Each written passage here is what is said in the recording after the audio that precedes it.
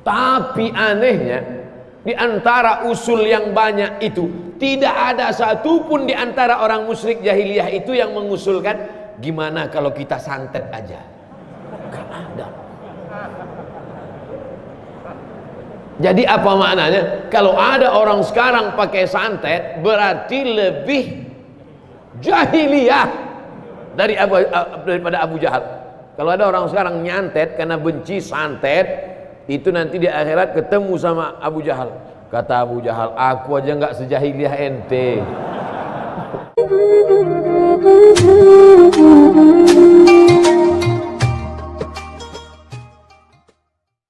Apa pelajaran dari sini?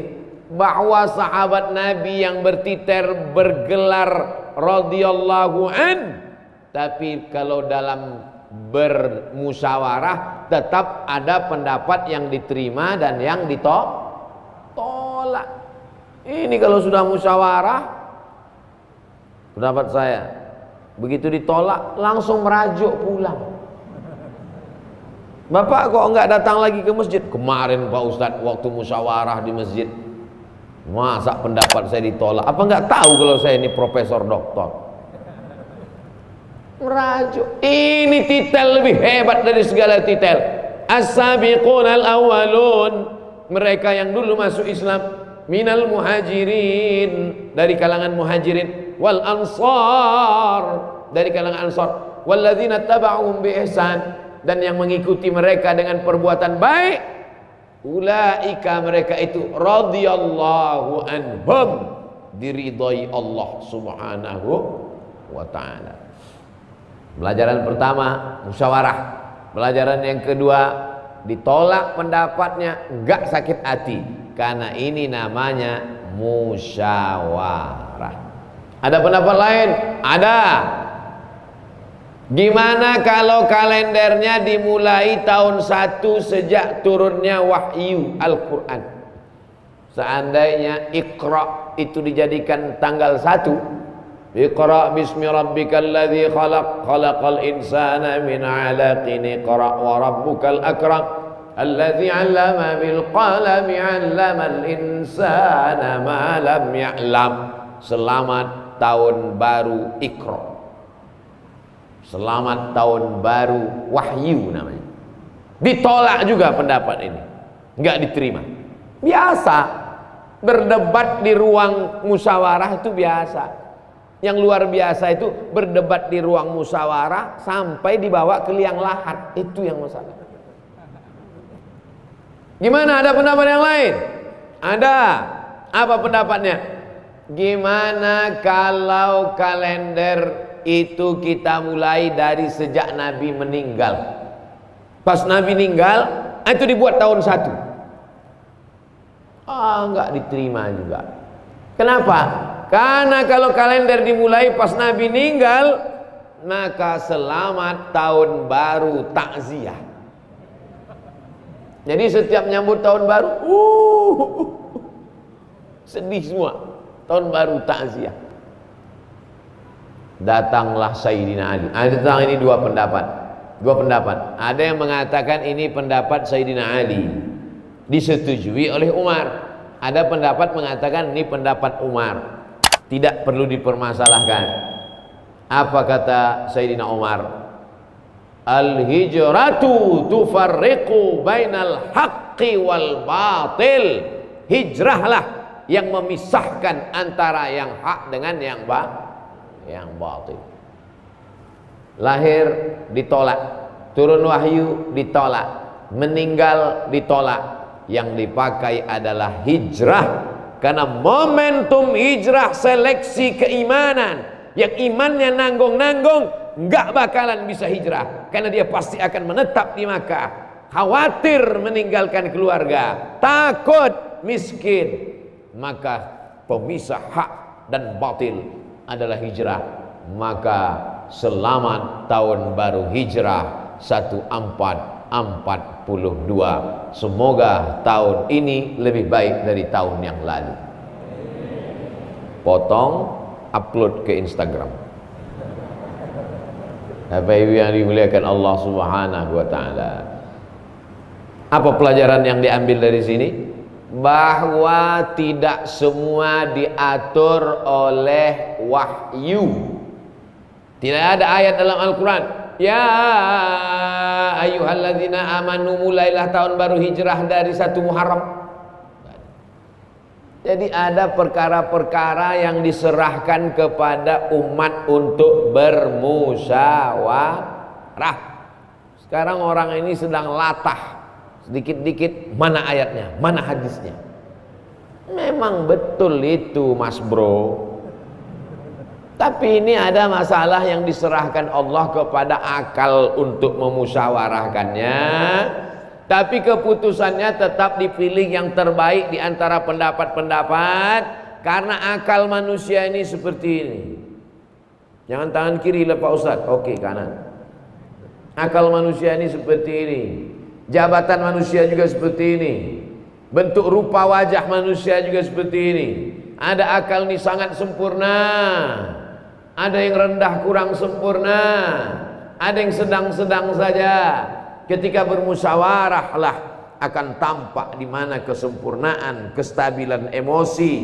Oleh sebab itu kita dalam segala urusan hidup ini melihat ke Quran, melihat ke sunnah, ikuti langkah para sahabat, salafun saleh, pakai akal, maka insya Allah ibadah membimbing hati, maka insya Allah kita diridhoi Allah sampai hari kiamat. Amin ya rabbal alamin. Akhirnya dipakailah momen hijrah. Hijrah ini berawal hari Kamis. Hari ini hari Rabu, besok Kamis. Hijrah berawal dari Kamis, besok. Ini gladi kotor, besok baru hijrah. Makanya tepat kata Pak Ketua Divisi Ibadah tadi, supaya Ustaz Abdul Somad datang tiap bulan kemari. Banyak yang mengaminkan. Hari Kamis pagi, ini momentum awal hijrah. Berkumpullah semua anggota-anggota parlemen. Apa ada parlemen waktu itu Pak Ustaz? Oke, kalau nggak setuju kepala suku. Kepala-kepala suku ngumpul semua di sebuah tempat namanya Darun Nadwah. Masjid kita Darussalam. Tempat pertemuan di Makkah Darun Nadwah. Dar artinya rumah, Nadwah artinya pertemuan. Darun Nadwah, rumah pertemuan di kota Makkah. Yang mendirikan Darun Nadwah itu namanya Qusay. Siapa namanya? Qusay. Saya belum pernah ketemu orang Indonesia nama Qusay. Qusay. Muhammad sallallahu alaihi wasallam punya ayah namanya Abdullah, punya ayah namanya Abdul Muttalib, punya ayah namanya Hashim, punya ayah namanya Abdi Manaf, punya ayah namanya Qusay, punya ayah namanya Kilab. Muhammad, Abdullah, Abdul Muttalib, Hashim, Abdi Manaf, Qusay. Kakek yang ke-5. Kakek saya yang ke-5 nggak hafal lagi. Qusay inilah yang membangun Darun Nadwah ini. Betapa hebatnya keluarga Nabi Sallallahu Alaihi Wasallam. Apa pelajaran dari sini? Bahwa Nabi itu keturunan orang-orang kaya. Sudah berapa pelajaran? Hitung aja lah sendiri. Cuman saya mau hijrah ini kita ambil pelajaran. Pelajaran bahwa di sana ada musyawarah. Kalau musyawarah jangan tersinggung pendapatnya ditolak. Bahwa yang diambil momen terbaik hijrah. Tidak semuanya disebutkan dalam Quran. Bahwa mereka itu berawal hijrah itu hari Kamis. Pertemuan di sebuah tempat namanya Darun Nadwah. Darun Nadwah didirikan oleh Qusay, kakek ke-5 Nabi Muhammad sallallahu alaihi Bertemulah kepala-kepala suku di sana. Hari Kamis pagi, rapat parlemen. Agenda tertutup, bagaimana cara membunuh Muhammad sallallahu alaihi wasallam. Hari Kamis pagi. Bagaimana cara membunuh? Karena mereka sudah terganggu 13 tahun lamanya. Kedatangan Nabi Muhammad merusak stabilitas keamanan jahiliyah. Banyak yang terganggu, risau, resek ini orang. Harus kita habisi. Nah, bertemulah mereka semua. Bapak Ibu, saya ngomong kuat gitu nggak stres kan? Soalnya saya nggak bisa saya melihat raut wajah, nggak tahu entah dia senang, entah dia marah. Tapi saya husnuzon aja. Saya terus terang dengan masker ini terbantu ketika foto-foto. Saya nggak perlu senyum. Kalau dulu saya, sekarang saya senyum.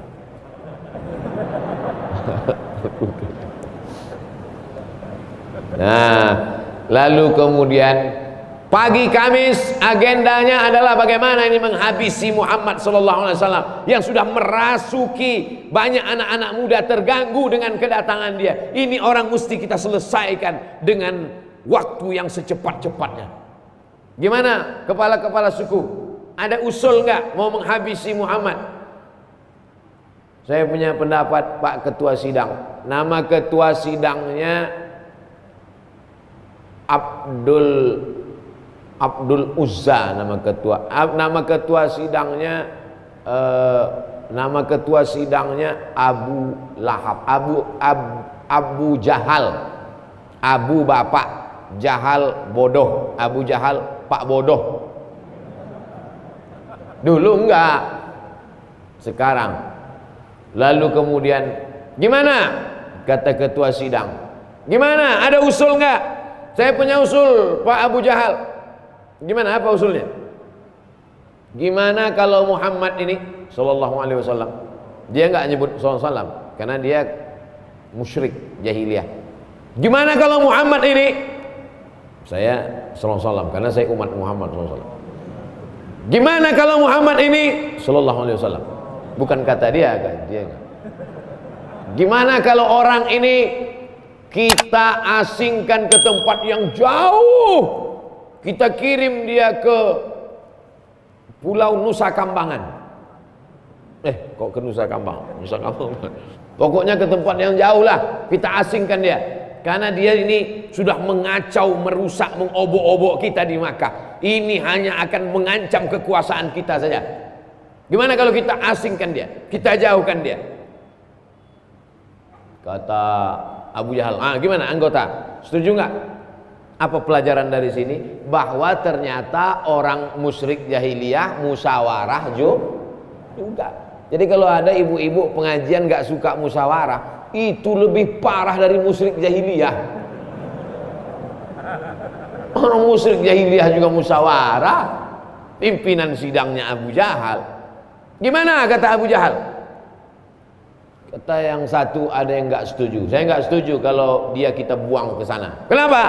Ini orang karismatik. Dia punya aura kepemimpinan luar biasa.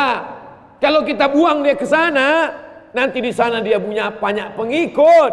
Dan kalau pengikutnya itu datang kemari menghancurkan kita di Makkah, habis kita, tamat riwayat kita. Saya nggak setuju kalau dia kita buang. Ternyata umat Muhammad sallallahu alaihi wasallam ini seperti pohon kelapa, dimanapun dia dibuang dia akan tumbuh. Dulu ada orang dari Sulawesi, Makassar, kota yang paling jauh di dunia, ujung pandang. Ada seorang laki-laki yang gagah perkasa namanya Yusuf Al-Makassari, melawan Belanda. Usul Belanda persis seperti rapat kafir musyrik. Yusuf kita buang saja, dibuang dia ke Sri Lanka. Sampai di Sri Lanka dia berdakwah, punya murid. Itulah ada komunitas muslim di Ceylon. Ternyata orang Islam ini dimanapun dia dibuang, dia tidak mati, dia tidak stres, dia tidak depresi, dia punya aura kepemimpinan. Akhirnya orang Inggris dan Belanda yang menjajah waktu itu, ini bahaya, kalau itu kita buang kemana? Dari Ceylon dibuang ke Cape Town, Afrika Selatan. Di Afrika Selatan dia buat komunitas, dan pada masa Presiden Nelson Mandela, tempat kampung itu diabadikan menjadi kampung komunitas Melayu Makassar, dan kemudian didirikanlah Masjid Indonesia di sana, dan pemerintah Afrika Selatan memberikan Nobel perdamaian, penghargaan pahlawan kepada Yusuf Al-Makassari. Bapak Ibu bangga tak jadi orang Indonesia? Kalau nggak bangga ya nggak apa-apa, saya nggak maksa kok. Saya bangga. Kenapa? Karena dia dibuang, tidak stres, tidak bunuh diri, tidak terjun ke laut Afrika Selatan, tapi dia tetap mengembangkan dakwah. Sampai hari ini Muslim besar di Afrika Selatan, salah satu jasa dari Yusuf Makassar, Syekh Yusuf Al-Makassari, Tajul Khalwati namanya. Sedangkan umatnya yang jauh saja tidak bisa dibuang, apalagi sumber kemuliaan Muhammad SAW tak bisa dibuang. Akhirnya rapat dilanjutkan. Gimana sidang? Ada usul lagi nggak? Kata pimpinan sidang. Ada usul. Iya, apa usul kamu? Bagaimana kalau kita buat kerangkeng, kita masukkan dia ke dalam, letakkan di samping Ka'bah, jangan kasih atap, biarkan dia mati sampai kering. Ini ekstrim, bukan es krim. Ekstrim ini, kurung dia, biarkan mati kering, panas. Bapak Ibu tahu panasnya kota Makkah. Bawa sendal swallow, letakkan 2 menit, jadi martabak bergulung. Panas itu kota Makkah. Enggak setuju. Kenapa kamu enggak setuju dengan usul ini? Karena ini orang berwibawa, punya pengikut secara diam-diam keliling Makkah. Kalau mereka melihat pimpinannya di kerangkeng, tidak dikasih makan, maka mereka semua akan ngamuk, terjadi revolusi di kota Makkah, kita semua akan hancur. Wah, sidang mulai buntu. Gimana Pak pimpinan sidang? Kata pimpinan sidang, 2 pendapat ini nampaknya semakin buntu, deadlock. Kalau gitu saya minum dulu, kata pimpinan sidang. Itu nggak ada tambahan dari saya. Insya Allah. Bismillahirrahmanirrahim.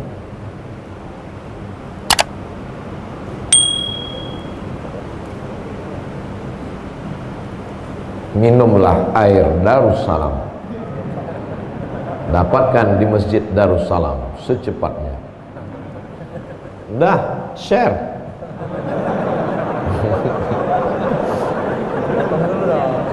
Saya ditanya sama orang pajak, itu Ustadz banyak sekali endorse kopi, endorse cendol, endorse air, ada ngambil royalti nggak? Demi Allah nggak ada royalti. Udah kekurangan duit orang ini.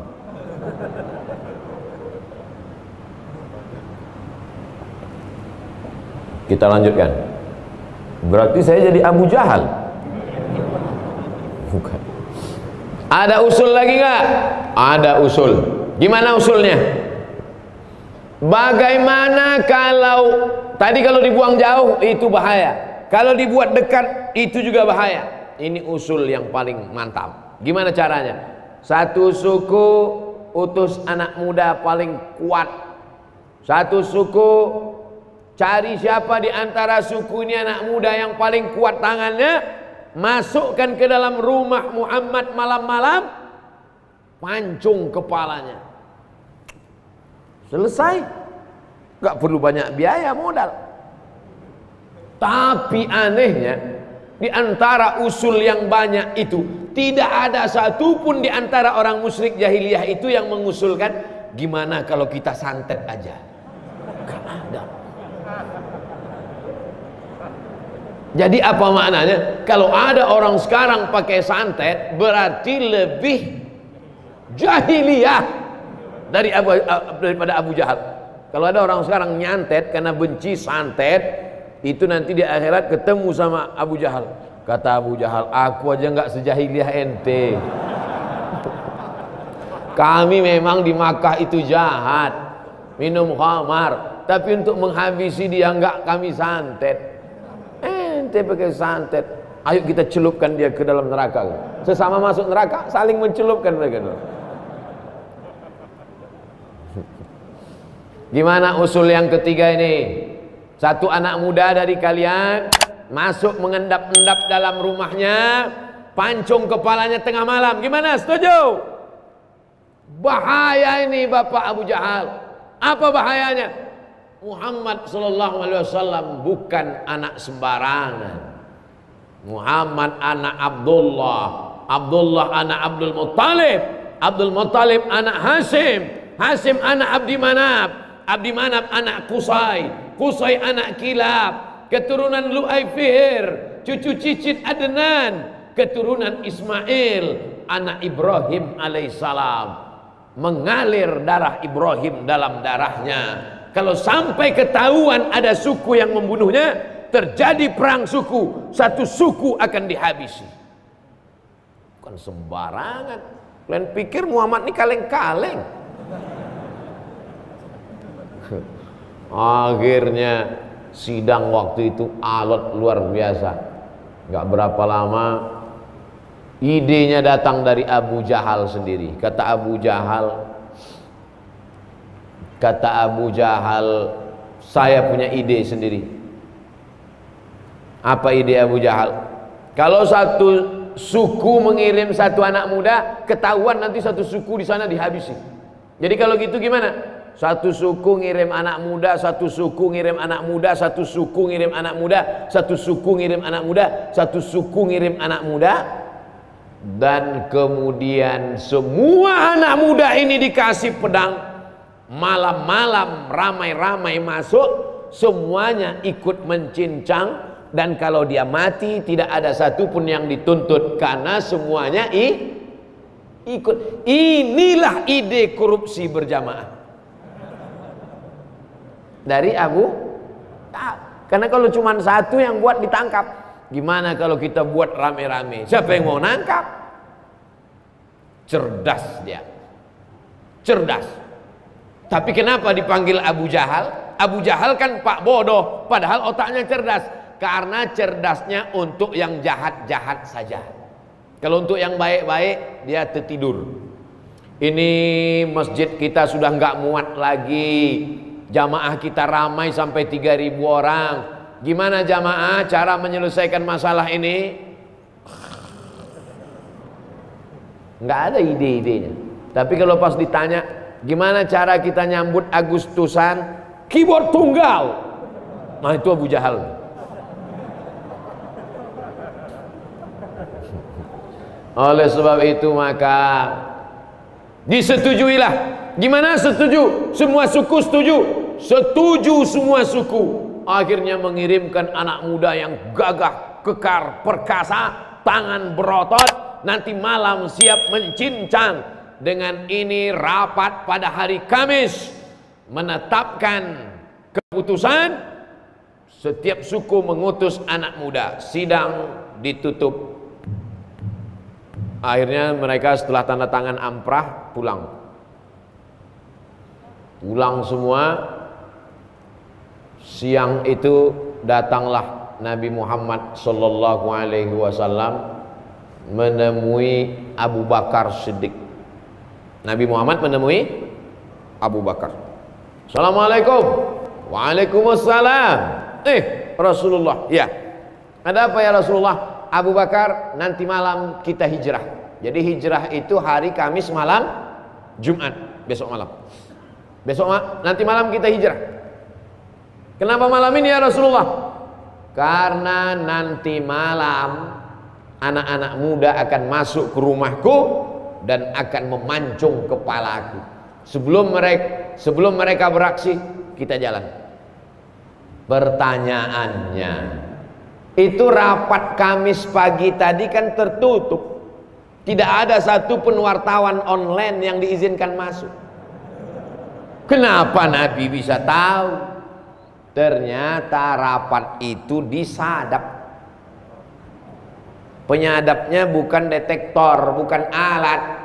Penyadapnya siapa? Jibril alaihissalam. Inilah dalil rapat-rapat boleh disadap.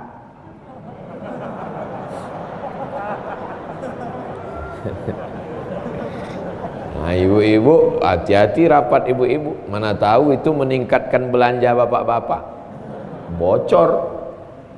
Akhirnya Jibril ngasih tahu Muhammad sallallahu alaihi wasallam hasil rapat mereka tadi pagi hari Kamis di Darun Nadwa, ente nanti malam mau dihabisi. Oleh sebab itu datanglah Nabi menjumpai Abu Bakar. Abu Bakar memang sudah siap, nunggu komando saja, ready. Oke ya Rasulullah, sami'na wa ata'na. Jangan lupa subscribe, like, and share.